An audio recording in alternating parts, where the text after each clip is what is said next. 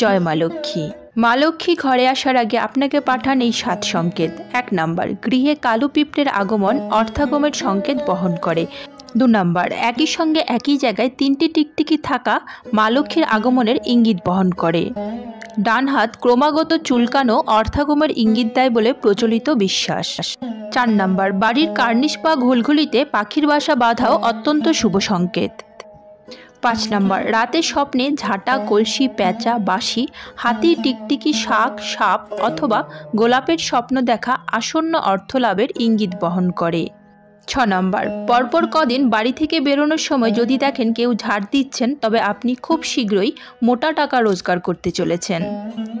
7 number, সকালে ঘুম থেকে উঠেই যদি শাকের আওয়াজ শুনতে পান, তার অর্থ লক্ষ্মীর আগমন ঘটতে চলেছে। খেতে বসে কোন কাজটি করলে মা লক্ষ্মী রুষ্ট হন?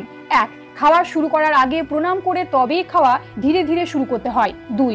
খেতে বসে সম্পূর্ণ খাবার শেষ না করে উঠে যাওয়া একেবারেই উচিত নয়, কারণ খেতে খেতে উঠে যাওয়ার অর্থ হলো খাবারের অপমান। যদি বারবার বাড়িতে এমন করতে থাকেন তাহলে বাড়িতে ঘোর অমঙ্গল হতে পারে।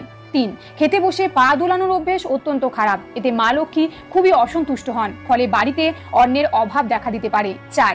অনেককেই দেখা যায় গামছা পরে খেতে বসেন, এটি একদম করা যাবে না। 5. খাবারের থালায় আঁকিবুকি কাটা একেবারেই অনুচিত, এটি বিশেষত শিশুরা করে থাকে, তবে এটি করা একেবারে উচিত নয়, এতে ঘরে অভাব প্রবেশ করে। 6. খাবারের শেষে থালা চেটে একেবারেই খাওয়া উচিত নয়, এতে মা লক্ষ্মী খুবই কুপিত হন। 7. খাবার যেটুকু প্রয়োজন সেটুকুই নিন, খাবার নষ্ট করা একেবারেই বর্জনীয়।